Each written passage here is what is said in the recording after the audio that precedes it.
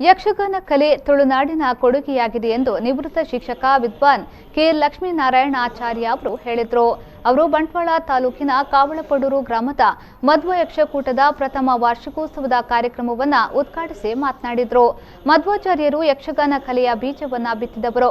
ಬಳಿಕ ಪಾರ್ಥಿಸುಬ್ಬನಿಂದ ಪೋಷಿಸಲ್ಪಟ್ಟಿದ್ದರಿಂದ ಯಕ್ಷಗಾನ ಕಲೆ ತುಳುನಾಡಿನ ಹೆಮ್ಮೆಯ ಕೊಡುಗೆಯಾಗಿದ್ದು, ಇದನ್ನು ಬೆಳೆಸಿ ಉಳಿಸುವ ಸಂಘ ಸಂಸ್ಥೆಗಳ ಪಾತ್ರ ಹಿರಿದಾಗಿದೆ ಎಂದರು. ಶ್ರೀಕ್ಷೇತ್ರ ಕಾರಿಂಜದ ವ್ಯವಸ್ಥಾಪನಾ ಸಮಿತಿಯ ಮಾಜಿ ಅಧ್ಯಕ್ಷ ಪಿ ಜಿನರಾಚಾರಿಗ ಅವರು ಶುಭ ಹಾರೈಸಿದರು. ಕಾವಳಪಡೂರು ಪ್ರಾಕೃತಿಕ ಕೃಷಿ ಸಂಘದ ಅಧ್ಯಕ್ಷ ಪ್ರಮೋದ್ ಕುಮಾರ್ ರೈ, ಹಿರಿಯ ಯಕ್ಷಗಾನ ಅರ್ಥವಾದಿ ಡಿ ತಿಮ್ಮಪ್ಪ ಶೆಟ್ಟಿ ಪಾಟೀಲ, ಶಿರಡಿ ಉದ್ಯಮಿ ಲೋಕನಾಥ್ ಶೆಟ್ಟಿ ಅತಿಥಿಗಳಾಗಿ ಭಾಗವಹಿಸಿದರು.